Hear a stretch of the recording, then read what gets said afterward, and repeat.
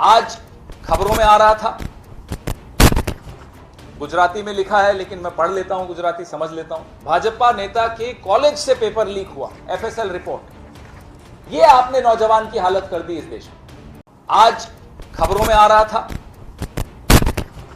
गुजराती में लिखा है लेकिन मैं पढ़ लेता हूं, गुजराती समझ लेता हूं। भाजपा नेता के कॉलेज से पेपर लीक हुआ, एफएसएल रिपोर्ट। यह आपने नौजवान की हालत कर दी इस देश में। देखिए, मैं गलत तो नहीं पढ़ रहा गुजराती में, आप लोग तो सब पढ़ रहे होंगे, अच्छी तरह देख लीजिए। भाजपा नेतानी कॉलेज माथी पेपर लीक था यानी ये एफएसएल रिपोर्ट है। इतनी प्यारी भाषा है तो सीखना तो चाहिए ना, इसलिए सीखने की कोशिश कर रहे हैं। मैं भी, आलोक भाई भी, और हिरेन भाई और पार्थिव भाई सिखा नहीं रहे, अब क्या करें। लेकिन ये बात एमएसएमई सिर्फ इस जून में, ये जो अभी जून गया, 1.25 लाख नौकरियां छीन ली लोगों से। 1.25 करोड़, माफ कीजिए, 1.25 करोड़ 25 लाख नौकरियां छीन ली। एमएसएमई सेक्टर तबाह हो गया। करे ना मेला, उसके बारे में भी एक इवेंट कर दें। लोगों से बोले साहब बैंड बाजा बजाइए, आप अपनी तबाही पे अपना नाचिए। ये क्या हाल बना दिया है इस देश का, इस प्रदेश का, यहां के नौजवान लोगों का। तो आप लोगों के माध्यम से हम कुछ सवाल पूछ रहे हैं। वो सवाल 10 लाख नौकरियों पर है जो आपके मंत्रियों ने वादा किया था।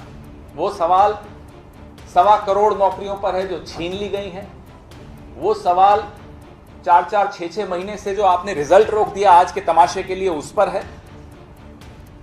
वो सवाल 16 करोड़ नौकरियां जो आपने वादा किया था और नहीं दी थी, उस पर है।